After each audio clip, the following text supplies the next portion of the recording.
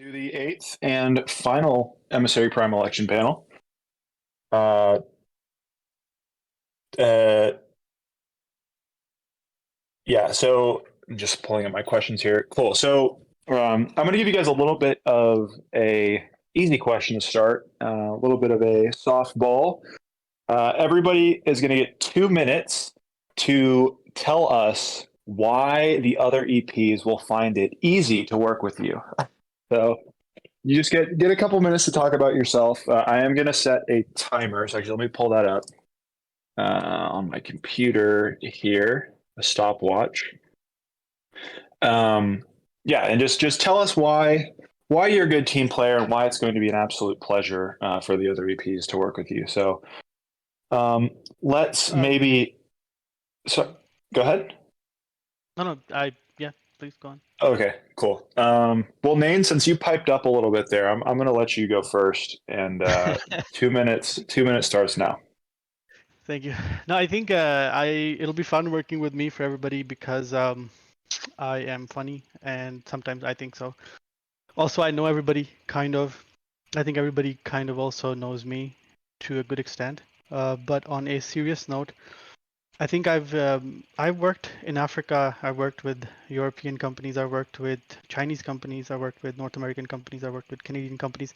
I worked with a very diverse group of people over the last 10 or 12 years, which essentially has also kind of, you pick up a lot of things from a cultural perspective as well.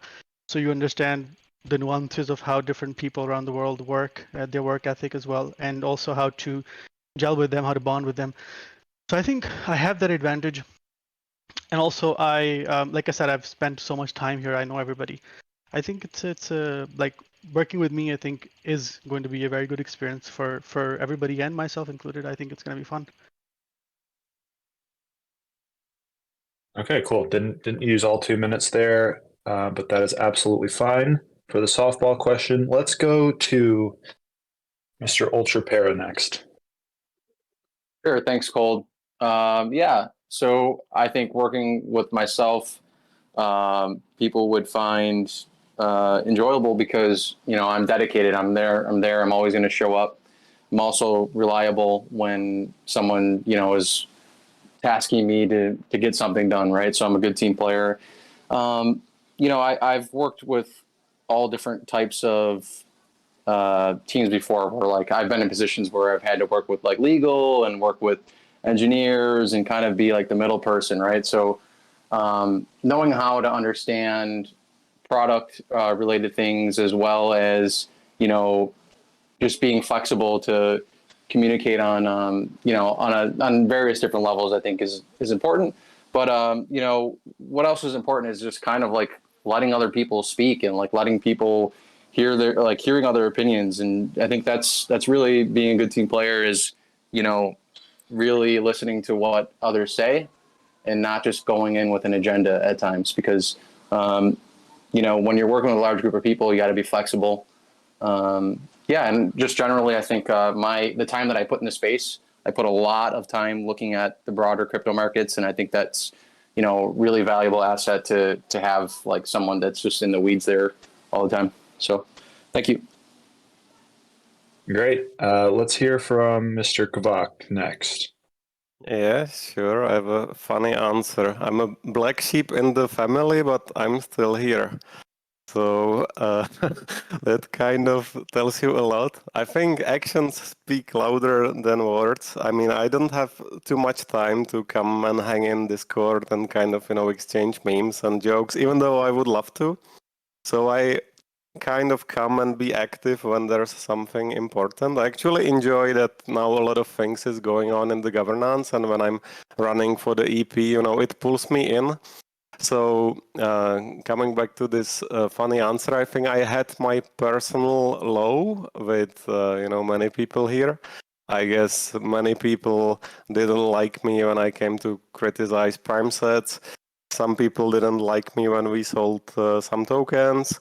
And I'm still here, right? So when it comes to conflict resolution and swallowing up your ego when things are not going your way and still putting yourself out there for the good of the project and good of the team, I think I'm showing it consistently, and I also want to go higher from these lows. So I feel that with some of you guys, it's already happening, and even if I don't become an EP, I'm glad it's happening. Sounds like higher lows and potentially higher highs. That's a good way to put it. Right on. Well, let's hear last but not least from Mr. Vacation. Yeah, thanks, Cold. So I think kind of the big thing for me, why people would enjoy working with me is because I'm usually, without fail, keep the central goal in mind. So whatever it is the group is trying to achieve, that's what I'm focused on. We're all human. We all have emotions. We get distracted by certain things. But if we can kind of circle back to the original intent that we have, then that's at the end of the day usually going to be successful. So I would say probably that would be one of the reasons people would enjoy working with me. I think the other reason, there are a few others, but another reason would be if I don't know something, I'm going to speak up. So if I get asked a question and I'm not sure about the answer, I can say I don't know. I'm happy to swallow pride or ego and refer to somebody else. And once I understand that somebody else on the team has a domain expertise that I don't, then I will go to them and reach out to them for help, which I believe builds rapport because people understand that you know what their strengths are and you work off of them. I've got a lot of experience in leadership and development. And so I know what it means to make sure everybody's included in a conversation, that everybody is heard. I know that in Meta's description, he's kind of the chair for calls and helps facilitate the conversation between the group. I can add value there too. And like Nan said, I personally think I'm funny. I don't know if my wife does, but certainly other people in Discord do. So I like to have fun when the work is done, but I want to get the work done first. So that's what I would say. Awesome. Beauty. Cool, guys. Well, that was the only individual question. So now we're going to get back to this group format, which, as we know and have seen, sometimes this ends up with people going one at a time, and other times we get some nice back and forth. So it will be up to you how to navigate these next three questions, and we'll do 10 to 12 minutes for each one.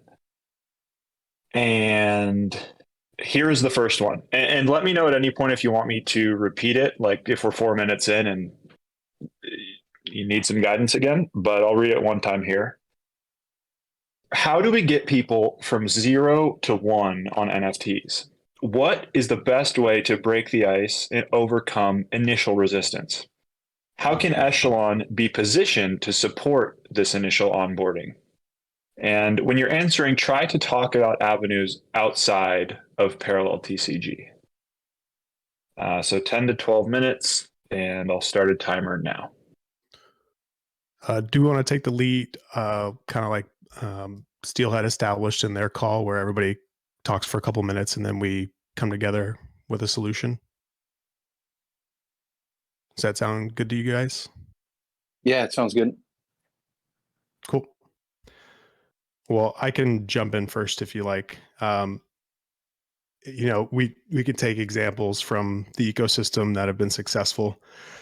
Going 0 to 1, the education side of things is really important to me, as you guys know, with the Prime Wiki. But specifically, going 0 to 1, the administrative side of things in crypto is really challenging. And I think the Reddit Vault that they have shared with the community has been very, very successful. I think they onboarded close to 4 million users, and there wasn't a huge learning curve. I think one of the key things that they outline, though, in their messaging in their help desk is that the wallet password is yours and yours alone. They cannot help you recover it. So continuing to hammer home those key points and those key learnings that are that are different in this space versus in other kind of Web 2 spaces, I think would probably be one of the first things I would say. And I can hand it off to somebody else. I'll add something though here. I was thinking about it earlier as well as we do these discussions, and I feel like I'm a proponent of letting people come to us to a good extent. And I repeat that in the sense that, you know, with every ecosystem that we see, again, I'll give the example of Sony, Microsoft, all of these, is that you want people to come to you, you want to change their behavior, but you have to incentivize that change. So when you keep drilling something home, when you just keep, you know, kind of repeating the same message, I think it pushes people away, and especially in this space, so people are already kind of very ready to discount all of this. And if we say anything about NFTs and such, typically the response is very negative. You know, they take a step back, you know, like one step forward, 5 steps backward. I think in my view, I think, and outside of Parallel also, I will give the example of Parallel, but even outside that, I think the product has to be so good. Oftentimes with these successful ecosystems, whether it's Apple's ecosystem, for example, people can hate Apple. You know, like there's a big group of people hating Apple all the time. They're like, you know, calling Apple followers sheeple or whatever. Doesn't matter. The point is the stuff they make is so good that people are forced to kind of use it, and forced in a good way, not like, you know, they're forced, but they have very few alternatives, and if they want that best experience, they have to use your product. I think I would advocate such an approach where, and games are so primed for such an acquisition channel. They're entertaining. People come to them for entertainment. If they are really that good, you just force people to kind of, you know, want to involve themselves in the ecosystem. So I kind of want to reiterate that I am a proponent of such an experience where what we have in the ecosystem, whether it's Parallel and other games, they're so good that people just, if they want a prime experience, for example, a really good experience, a AAA experience, I think they will just come to us, they will use us, they will be forced to use us. And then over time, these behaviors are changed when people let you, for example, manage their flow, manage their journey through the ecosystem. I think that is very important to understand.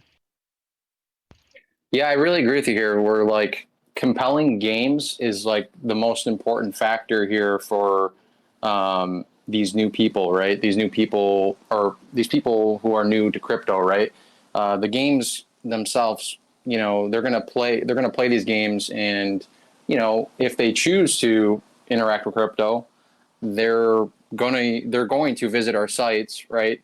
And we need to have the right we need to have it like welcoming, right, at the same time, but educational. I don't think it's like hiding what crypto is to try to, you know, onboard these people to NFTs without saying it's an NFT. Is I'm not sure you can actually do that without like, you know, teaching them properly, because I think teaching people properly and getting set up like securely if they're using these things for the first time is important if they're going to be here for the long haul, right? You don't want those new users running into issues.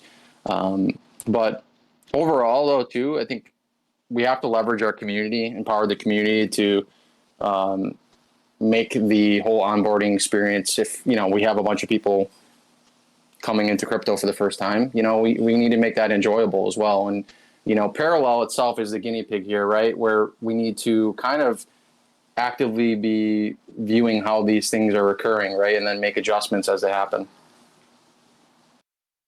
Yeah, I'm lost. I agree to everything said. I don't know if you guys had that experience where you had to change your school during childhood or teenage years. I think a lot of these gamers will feel similarly. So the first step is to make them not uncomfortable. So you do that by compelling games, enjoyable gamified experiences, and then they'll be comfortable and they'll be, you know, coming back and build relationships and feel happy, and then they will earn their first items, right? And I think question here is from 0 to 1. I think 0 to 1 only happens when we have like a massive success stories happening, that gamers won good NFTs and sold them for big prices. So you could argue, you know, Dookie Dash already had it with like this key being sold for almost like 1.5 million. So the more and more these things will be happening, the more these pupils in the new school will realize that, hey, it's actually bringing something new and comfortable, a little bit like better education by new and better teachers. So we all know that there are super significant advantages, like true ownership, play to own, and all these things we discussed in all the past panels. These people don't know it yet, so we need to be a little bit like parents, making our kids change school because it's for their greater good and it's a process. What if we had like a subcommittee that we started prepping now, leading up to the game launch, so that we weren't needing to be so reactive to the new people coming in, so that we're getting things organized and talking about these things now. You know, this is really great that we're talking about this, because honestly, we should be really making this an enjoyable experience for the new people. Let's be honest, there's going to be new people coming in. It's not even a question. No, that's a great point. I mean, obviously, this UX and making blockchain becoming a non-issue, so they don't even know about it, and all these product choices, that's one thing that we have to do. But also, like having idols, so bringing esport stars to our game, and all these other activities and ideas we can generate. Maybe, having this council and talk about how to specifically do it for us is a good idea. I'm doing some of these things. That's why it resonated with me what you just said. Like, I'm talking with some of the TCG pros and streamers in our market. Also, like messaging Fitch about how to open my home market, because it has a good tradition in TCGs. So perhaps sharing these transferable experiences in a committee like this, or like a working group, something that would make sense to have. Yeah, I think you make a good point there too, because like not only making this, whatever it is, like subcommittee, responsible of making these, making this onboarding experience great, but if you could actually reel in, Twitch streamers ahead of launch and kind of get them comfortable too. So if they're going to be streaming these things, streaming the game and streaming, putting their NFTs into the operation slots and whatnot, like just having them kind of really knowing how to do these things could go a long way.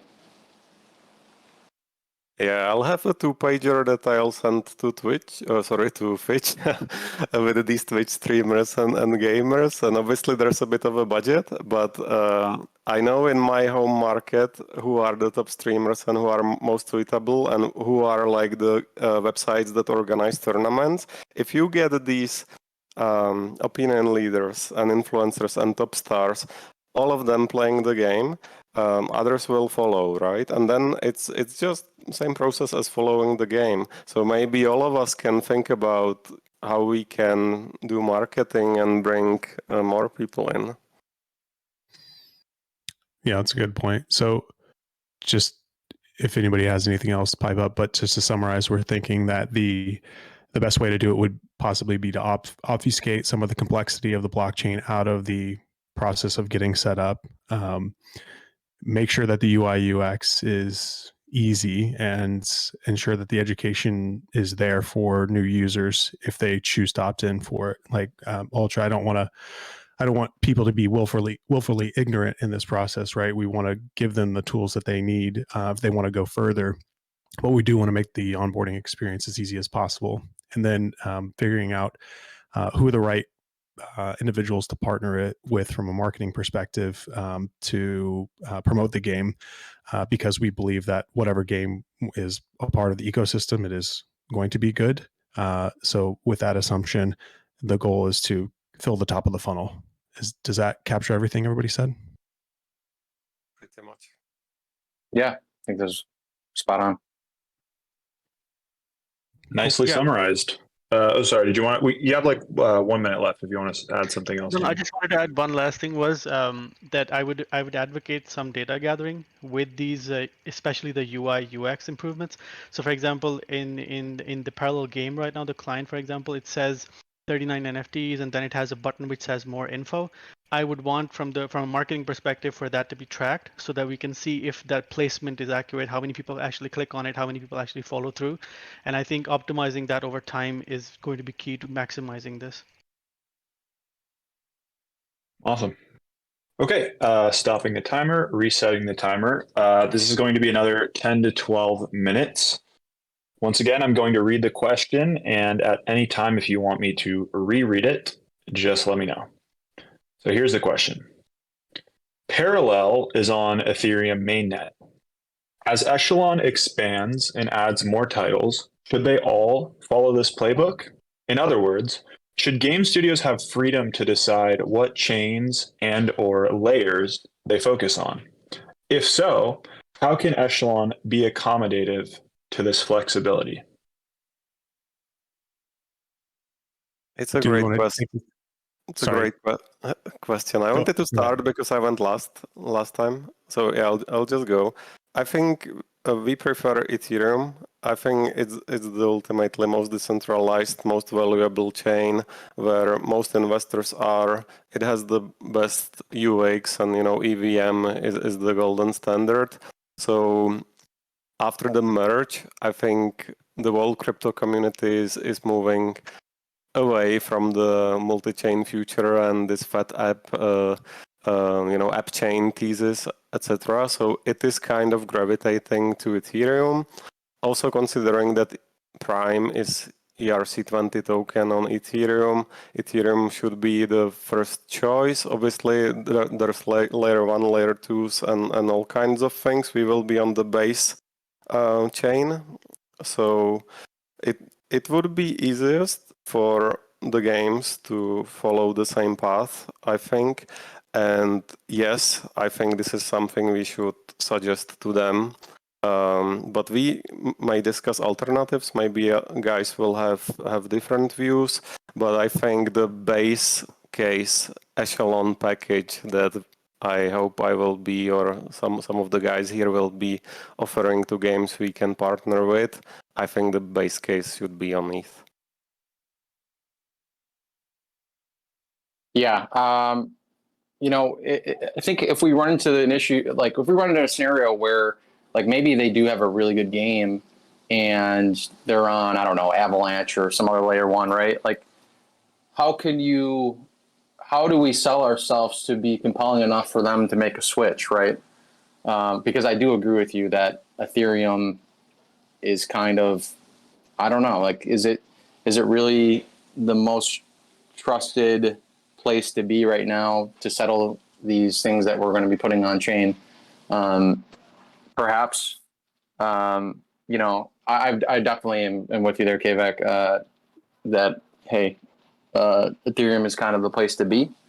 It'll be interesting though to see, like there are a ton of games, like I think a lot of these other L1s have a huge treasuries, and they're just handing out grants like crazy to these there's other startups, and that's why you see games developing there. But we need to educate those who if we find something compelling, maybe there's an opportunity to poach some of these games off, and that's kind of going to be relying on good BD from Echelon. Yeah, I think that it certainly depends, right? It's not like a direct answer to say we should be prescriptive or provide options. But as Kvak mentioned, I think the optionality probably lies in the L2s for games for the most part. I mean, the compelling case that we can provide to these game makers and designers is they would get a ton of leverage by utilizing the same infrastructure that we have already leveraged with some of our current partners. So understanding that they would be able to accelerate their timelines, their roadmaps, because they can plug and play, so to speak, that would probably be a talking point. I think maybe it would also depend on the Web 2 versus Web 3 game makers. Web 2 game maker might just say, oh yeah, sure, we'll use that. But a Web 3 game maker might have more opinions. So having that conversation with them, I'm sure there would be a certain amount of discovery we would need to go through. But I think ultimately, Echelon could dictate if that made the most sense for us when it says, okay, we want to allocate a certain amount of funds to this game to attract them, and these are the conditions for those funds. That could be an option. Yeah, no, I think Echelon's role is partly of that of an advisor as well. So I think that ball is kind of in our court to begin with, and I think knowing that the infrastructure that we've built on Ethereum, I think it's going to be a consideration in terms of pros and cons. And ultimately, I agree with Ultra in the sense that if a game is really that good, and we know that there's a big potential for massive potential for onboarding a lot of users, I can potentially see in such a scenario that we consider supporting another chain. But I think, like Mr. Quack also said, I think Ethereum should be probably is likely to be the main net that we focus on. Given it's not really even, I don't think it's even a matter of preference per se. I think it's also a matter of where you've built so far, what's working so far, and also the model of the game. So for example, if a game settles a lot of stuff off chain, then you don't really need that throughput from an L2, for example. So I think it's a delicate balance for sure, but I think it is probably, in my view, predominantly weighted towards the Ethereum mainnet. Yeah, you guys mentioned the infra, so we already have a lot of things built that will be part of our USP, right? So we would be saying stuff like, hey, if you come to Echelon, we have a lot of smart contracts, caching contracts, this code, it's already audited, we can replicate the similar structure for you. So your reward loops, token flows, sinks, the marketplaces, potentially the inbox and the launch pad, like we have all of that. And when these games will be evaluating their trade-offs, they'll be like, hey, these guys actually have a lot of things already. We can just bang on, join them and have that. So yeah, that's a very good point that we already have these things. Mm-hmm. Yep. It's probably a lot easier when we can like clearly say, hey, like this is the way to do it, because a lot of these game developers aren't going to have the expertise, right? They're always going to come to you thinking, okay, tell me what to do, right? By having the right tooling set up and having like the right mindset of saying, hey, we should do it this way, right? Maybe it's, hey, we're pointing you to, I'm just using this as an example, right? Like, hey, like you should use base and this is why. And I think if you can point the games in the same direction or into the same place, then you have like new and interesting opportunities there. I think Vacation, you were kind of saying this a little bit, where like, if they're in the same place, then doesn't that create like interoperability opportunities for the games under the Echelon suite? Yep, exactly. Yep, that's right. And so, right, we want to encourage the ecosystem and grow that, right? And it's already built in this space. So why not continue to build up the bevy of games that are there? I think maybe another point that we can make on this is, if this is a stance that we would like to take, then how do we make it as easy as possible for those game developers to onboard from a technical standpoint? And that's where we could have a technical team, team or individuals that are part of the onboarding process that provide the docs and work directly with their engineers to help them integrate. And that's, I think, something that many software companies do nowadays. If you go and try to integrate with their tech stack, they provide you with resources so that it makes the transition period much quicker, easier, and faster, so that you can get past that and get to doing business and having people play your game and being a part of that economy. I just want to add like a final note. I'm involved with several games on other chains, be it Avalanche, Solana, and these games have many frustrations that you don't have on Ethereum. Like Ethereum is so much more advanced and developed in terms of timing advantage. Like on some of these chains, like these people are looking for, hey, what's the safe multisig? What's the safe way for the DAO to actually vote? Like, is there something like snapshot and is it proven? Then you have things like making that UX easy. On Ethereum, like you have solutions that you sign up with your email to a game, and you automatically get assigned a wallet without a seat, right? So your email could be a wallet. And there's all these things that on Ethereum you already have. So every wallet is compatible with ETH on base, like this sovereignty of a user, while also potentially having access to liquidity on Coinbase. And there's multiple positives. So that's one thing, like the advantages of Ethereum even outside of what we're doing. And I also believe that the fact that the community of Ethereum is rich and has like a really strong investor culture, we guys kind of take it for granted that, like there's apes and punks and parallel NFTs traded like 75,000 ETH. I can tell you that some of these really good games on some other chains wish they were on Ethereum and have a similar attraction. It almost might be compelling enough to have like a research team in-house where we're looking at all the other layer 2s, like there's so many layer 2 solutions out there, right? But like which is the right one to build upon long term, right? I think when you look at other, let's say, competitors, what are they doing? Like, hey, Axie, Ronin, they built their own chain, right? Maybe there's something in the lines there where that's something, if we did the research, maybe that is something we can do in the future if we spend enough time on it to say, hey, this is really worth doing long term. So that's actually a like perfect crazy, but segue into the next question, which is related. And that was 11 minutes there, so I'm going to stop and reset the timer. And this next question is a hypothetical, but let us assume that Echelon creates a layer 1 or app chain that all of its game partners build on top of. Talk about what that might look like.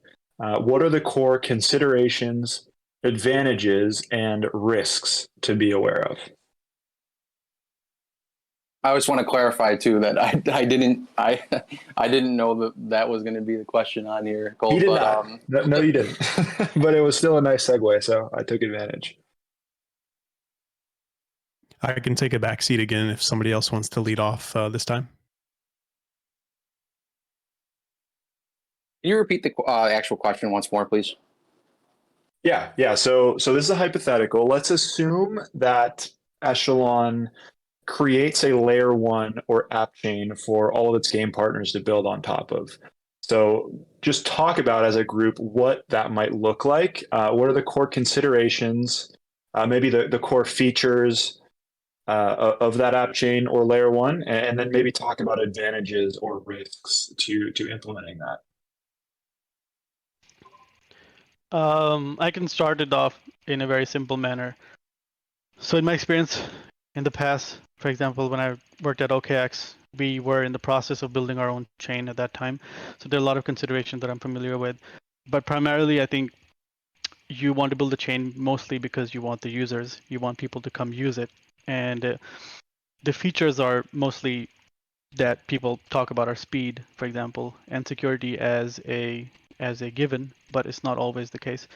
I think I would say that I personally would not propose creating a chain in the early stages. I think you would only do that, Echelon would only do that if when you have complete or at least a very strong position in the market where the games that you have are kind of, you can command them, you can direct them, and they need you to the extent where you can dictate the moves. I think in such a scenario where you want to kind of monopolize a lot of things, is that when you would move into such a direction. It is costly. It requires a lot of work from a security standpoint as well. It's not cheap usually, and it's not something you just buy from some developer. So there's a lot of consideration in terms of the work that goes into it, the resources and the risks, and the advantages. At least at this stage, I would say are not quite there. But once again, like I said, if let's say down the road, a couple of years later, if we have enough games and like I said, we are in a very dominant position and we want to take advantage of that position, leverage that further, then we could probably consider such a move. Yeah, I agree with you, Nan, on all those points. Time, resources, security, those three things come to mind. Purpose, you know, with the base being announced from Coinbase, I read their blog post the other day, and they said that they had considered doing it twice, once in 2018 and once in 2020, but they had not done it. And they're a behemoth; they're very, very large. So for Echelon to get to the point where they would want to consider something like that, I think first and foremost they would need a lot more resources, and there would need to be a significant amount of kind of technical, legal, and otherwise infrastructure work done to consider doing something like that. Advantages of doing something like that. Dan, you mentioned this user base. I think transaction fees likely. So definitely different types of revenue opportunities and different offerings that you could provide to folks that you wanted to join your group. So if you were to go out and pitch them, that pitch would change. You would have some added benefits that you could provide them. Yeah, cool. Let's be specific here, guys. The only option where sort of layer one chain like this would be doable is Cosmos. So basically, I think at least I heard rumors that Parallel was considering something like this. So having own chain on Tendermint consensus within the Cosmos realm and on the, let's say, app chain thesis, like every use case own chain, it has some merits. I'm not like a layer one deep researcher, so I can't go into the nitty-gritty of like why that consensus on Tendermint is more efficient, etc. I'm a big fan of Ethereum because it's a chain for Ethereum value. So I think for the Cosmos or kind of really layer one thesis to make sense, you would really need to have an idea on like the consensus, the parameters, how the chain is being run. It could also be like on Substrate with Polkadot, like you can really kind of borrow the consensus thing, and then you have your own chain. Obviously, the advantage would be that you can capture the fees. So I don't know if you followed Step N on Solana, this successful walking app. At some point, they basically forked DEX and moved away from Orca just to capture the fees, because during the peak, this was like $300K in fees, I think, per day or per month. I don't know. It was a lot of money. So if you really are this dominant use case, like you can make commercial moves to make more money somewhere, and perhaps have more independence. But I'm personally super comfy borrowing the security functions from ETH. It's the most decentralized chain, and sitting on the layer 2 that's scalable, that works. Sort of like having a side chain that really fits all your needs is fine. You also have advantages tapping into the liquidity, like we discussed that in the past. So I think I always prefer being like a state in a really good federation rather than trying to build my own island to capture all the resources in it. Yeah, talking about this, it's really interesting topic because there's definitely some major risks here, right? Like, what does creating your own L1 or sidechain, like what does that do to the onboarding experience, right? It depends, right? Like, does it make things easier? Does it make things more difficult? How does that affect the game developers who are, looking at blockchain and looking at Echelon to be kind of a guide, right? So I think when you think about that from like what are game developers doing, if there's competitors in the space that are already doing this and building or giving them different libraries and tools to easily build on their chain, like I don't think we should ever rush to compete with somebody. I think when you do these things, you really have to spend the time to make sure that you're building, for longevity, right? With so much development and research happening on Ethereum and all the L2s that are available right now to build on, it's a tough task to say hey, we need to research each one and pick the right one, and then that's a decision we made, right? Because there's probably not really any going back from that, and then all of a sudden boom, there's some new research coming out, and they have this superior ZK roll up. Hey, it's something you have to really spend the time on and research properly.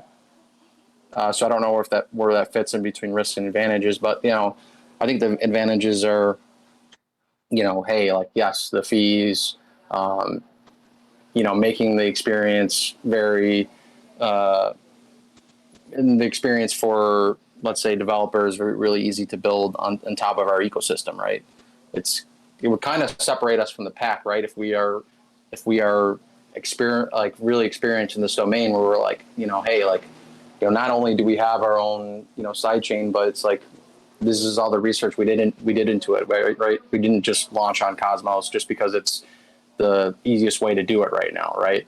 So I definitely am a bit of a ETH maxi right now, so I wouldn't like to get away from the ETH liquidity as well. I think that could be, it's risky, right? Ethereum's been around a while, and it's not easy to gain trust in this space. You really have to be battle tested, and it takes time. Absolutely.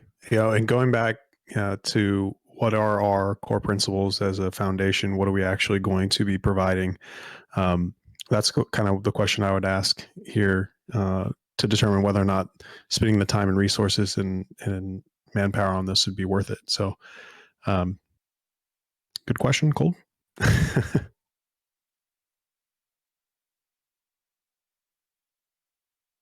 Yeah, View helped me come up with it, so I got to give credit where credit is due. We had a little bit of a jam session. Not all of these questions are from were submitted. Some were submitted, and some we cooked up. There are a couple minutes left. Does anybody have more thoughts on this? Otherwise, we can move on to the next portion here. I want to add just one thing. I think it's important that Echelon looks, where Unity, Unreal, the Godot, all the plugins are, where they're making tools accessible onto blockchain. If as long as we're able to interact there and make that whole process easy. Again, it's just making the process easier for game developers, right? They're not blockchain developers, they're game developers. But do all games need to be on chain? What parts of the game need to be on chain? I think that's where Echelon has to come in and be an expert too, where hey, it's a lot harder to it's a lot easier to guide a game in early stages when they haven't built all these assets yet, and for Echelon then has to find out what does this asset do in the economy here? How does this work? I don't know. Am I going off tangent a little bit? Yeah, probably. No, it was a great point. The engines, really considering what the games are using and what the users will need and how it's compatible with our tools. I feel we're committed to Ethereum, and Base has been a good move. So probably this is a theoretical conversation, but everything is possible. There are games that are multi-chain. Sometimes you feel you overgrow your current stack and partners. and you can always reconsider it later, but I feel we're well positioned, and a great point with Unity and Unreal. Cool. So last group question here, and I'm gonna do a hard stop at 10 minutes on this one because I want to give everybody 2 minutes at the end to just give your closing statement and tell everyone why they should vote for you. So I will set a timer for 10 minutes on this last group question, and here it is. How do you see the intersection of hardware and software as we move further into the development of Web3 games? Can you imagine any potential hardware plays that Echelon could be involved with? Is this a question for Kalos? Because we know what his dreams are.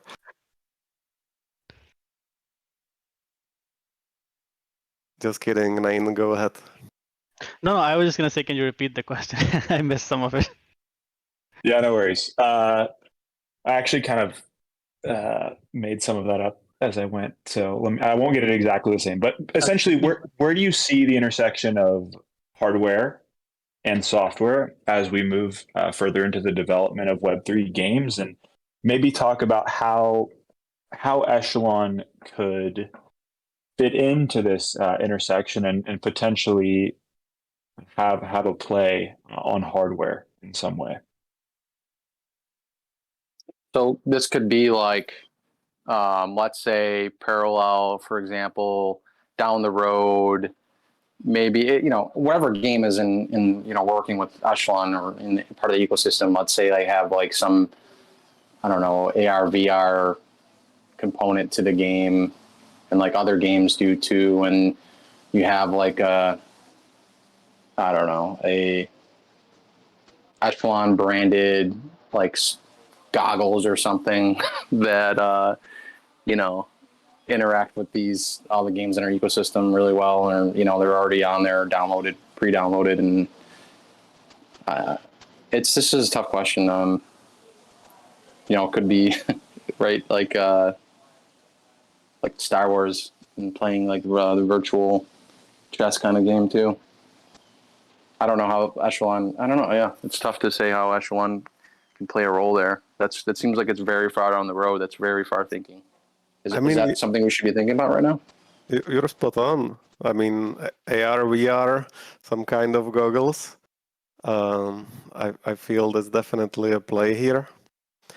So yeah, the other thing is the wallet experience and the tournament launchpad and the game launchpad, and then like the inbox options, but it's more on the software side. So yeah, when it comes to hardware, I think mobile will keep playing a role. Like there has been mobile phones with a Bitcoin full node on it. I forgot who did the first one. Maybe you guys know. So feel free to jump in if you don't. That's fine. So there's these discussions like, hey, MetaMask and Ledger and Trezor. That's all fine, but who ultimately does own the user, right? So like if Apple / Samsung come up with like built-in wallets, that could shuffle up the cards, right? But when it comes to Echelon and Parallel, AR and some kind of goggles and new ways to interact with the games are definitely spot on. So fully with Ultra here. Yeah, I think you guys make some good points here, and I'll take that a little bit further. The Ledger Stacks, for example, it's got a screen, it's got an interface. Maybe there's a play with integrating and adding in inbox so people can message securely from their Ledger Stacks, for example. That might be an opportunity.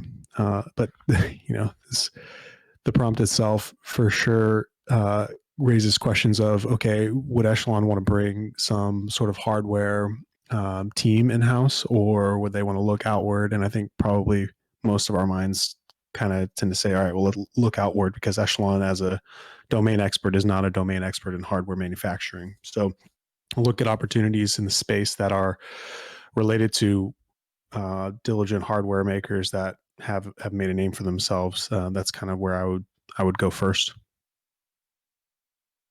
I think most of the obvious kind of outlets have been mentioned, so AR, VR, and all of those things. I agree with that.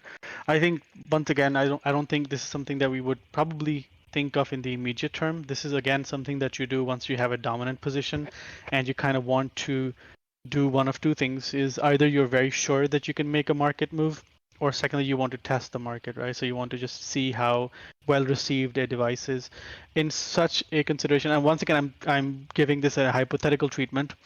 Once again, you would have two options, right? You would either do a device of your own, or potentially you would do what a lot of actually games do with smartphones, is that they do a limited edition versions which are branded from the game's perspective. So, for example, I would imagine that in a few years, I would say that handheld mobile games basically are going to be big for Web3. So, for example, even when we get Parallel on mobile, so we can play it on an iPad or phone, is going to be big, I think. And leveraging that kind of that accessibility, and we could potentially, once again, I'm really doing it hypothetical, we could probably do a couple of things. So, firstly, maybe we could do our own a mobile console version, like an NVIDIA Shield, or we could do a collaboration with some of the phone companies that have already done crypto phones. So, for example, I think Mr. Cap was asking who's done it. I think HTC's done it. I think Samsung has done one with a wallet, but HTC was among the first ones to do it, I think. And then we have some dedicated crypto phones as well, which are useless mostly though. From a realistic point of view, venturing into hardware territory is very risky, and usually usually fails because that's a completely different market. Once again, like I said, I think there is some opportunity to use it as a marketing ploy with limited edition collaboration. So I can imagine, once again, an Echelon branded. And I agree with what Vikesh said about Ledger Stacks. So I had that on my mind as well. I think kind of collaborating with these companies, Ledger, especially, for example, and sponsoring or branding with them, co-branding a limited edition wallet, which allows you to, for example, browse through your cards and acts like, so a lot of times, if you play, anyone who plays games like League or Dota, whatever, you have companion apps on your phone. So I think a companion app collaboration with Ledger Stacks would be a really good foray into such a direction, and would allow you to test the market, get some data, see what users are feeling like, and then expand upon it.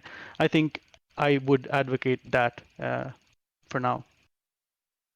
Yeah, these are great points, and thanks for adding about that phone. I want to also mention one last point we probably forgot to say. We don't necessarily have to develop these things ourselves always. We could also partner up or do JVs, or maybe even buy somebody who has somebody promising. There is one super exciting technology. Like recently I was in a Starknet conference. I don't know if you guys know Bravos wallet. That's the smart contract wallet on your phone that effectively has like a best of both worlds between like a mobile wallet that's super useful, sort of easy to use with like fingerprints and perhaps scanning your eye, and like really is effectively your identity. So it's important aspect of cybersecurity, right? Like eventually your phone is extended part of you. We're all like becoming cyborgs in a way with the phone.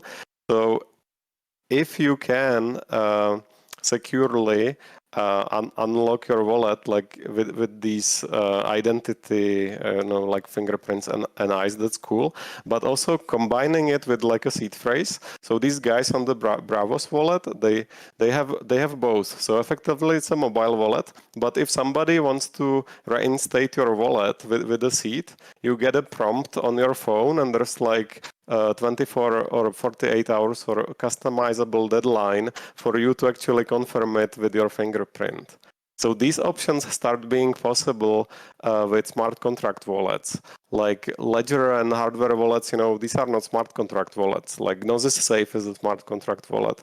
So this is super interesting software that we should be watching, what's happening in this space of like smart contract wallets. And eventually, we really need to care about our users not getting hacked for their NFTs, because there will be normies, right? So we need to bring solutions that also protect them. So some of these, like waterproof wallets, could be an important tech on this software side of the question you just asked. I'm going to go ahead and call it there. Not quite at the 10 minutes, but want to make sure we're not going too far over. So that concludes the group portion. And now you each have 2 minutes to tell everybody why they should vote for you. We're going to go in reverse order that we did the individual questions at the beginning. So that means, Sean, you are up first. 2 minutes. Awesome. Thanks. So why vote for me? I'm dedicated. I'm experienced. I've got a new perspective that I can offer the team, as everybody has a unique one. Mine's unique as well. I've worked in an operations facility and done a 36-hour day with no sleep. And I've also sat in a boardroom and negotiated 8-figure deals with people. So I've kind of done the grind, and I also know what it's like to have high level conversations. So I think I would bring a good bevy of experience to be able to talk to whoever it is Echelon needs to talk to each day, whether it's a group of users that are experiencing a new game developers that want to join our ecosystem, or partners that we're looking to create value added partnerships with. I've been in the community for a long period of time. I've put in a lot of hours as a warden and understand the needs of our primary game right now, which is Parallel, and then created the Prime Wiki so that I could help others educate themselves about both Parallel and Echelon. I want to continue to do that. So, rounding things out, vote for me because I will emphasize the partnerships that we need to emphasize. I will activate the community as I've done in the past. I will support Parallel, and I will do all the above and more for both the ecosystem and the team. I ultimately want to add leverage for everybody in the sense of giving people the things that they need to get the work that they need to get done, both for the people in the community and for the team at Echelon. So that is why you should vote for me. Beauty. Kvok, you are up next. Thank you. I co-founded a fund in 2018. That's a crypto fund. So I know Web3 space really well. And since summer 21, I'm really focused almost 100% of my time on Web3 gaming. So I said it in the past panel, like we reviewed hundreds of pitches for games, infrastructure, and solutions and tools. So I know the landscape. I think this helps for the high conviction about our visions. So, for these moments where we are talking visions, I'm very confident I can add good value there, not only by myself, by personal experience, but I also have like a group of really strong people working with me, like Viscantes and Z Prime guys, and we collectively know pretty much everyone. So there's network of games. I also know games that I know I probably want to pitch Echelon solution to, because there could be a win-win thing. And I have passion to help. So I'm happy to do all these things. But I also wanted to say I'm super pleased with how this election went. I see more than 5 other people I would fully back and be happy to vote for. So if I'm not an EP at the end of the day, will rest easy that there's a strong team anyway. Thank you. Let's hear from Ultra next. Awesome. Thanks, Cold. Hello, everybody. Ultra Para or Ultra Paradise.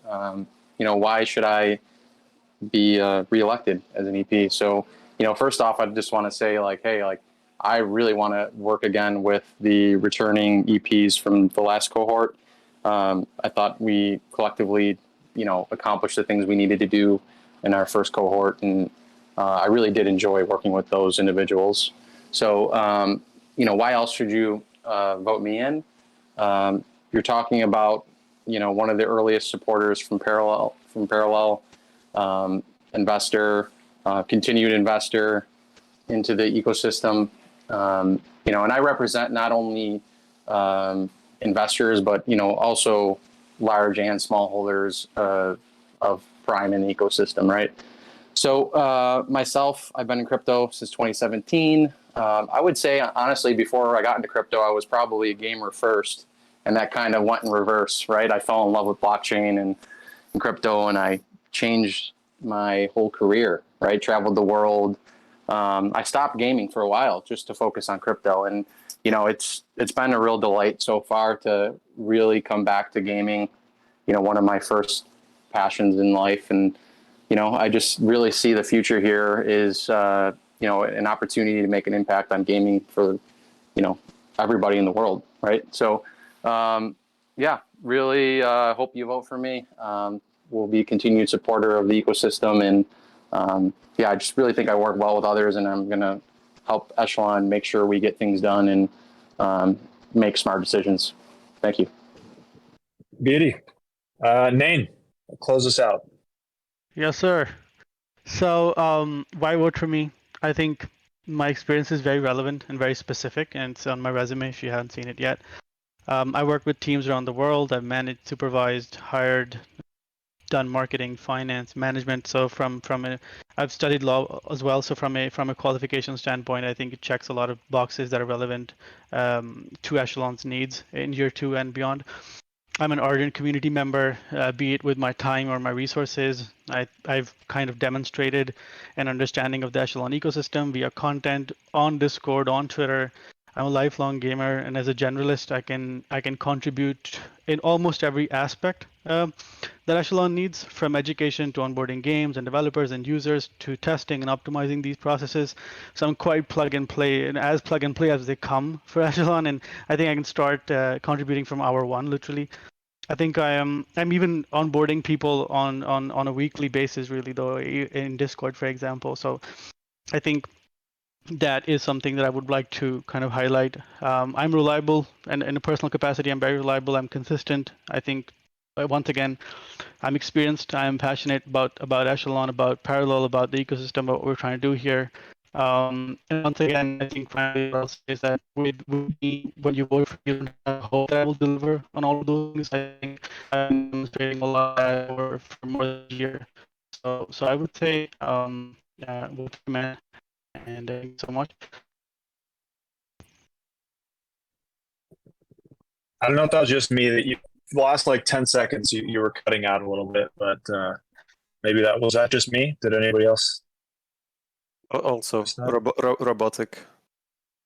Oh, you sound like a robot too. Well, I guess that's a good sign to just call it here. Nain, we got the gist of it. So appreciate it.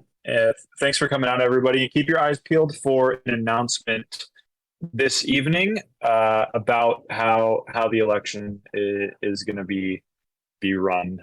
So thanks everybody for coming. It was a pleasure to host, and we'll see you all in the polls. Good talk, guys. Thanks, Cold. Thanks, Sentience. Thank you, guys. Thank you. Thank you, everybody. Thanks, everyone. Bye.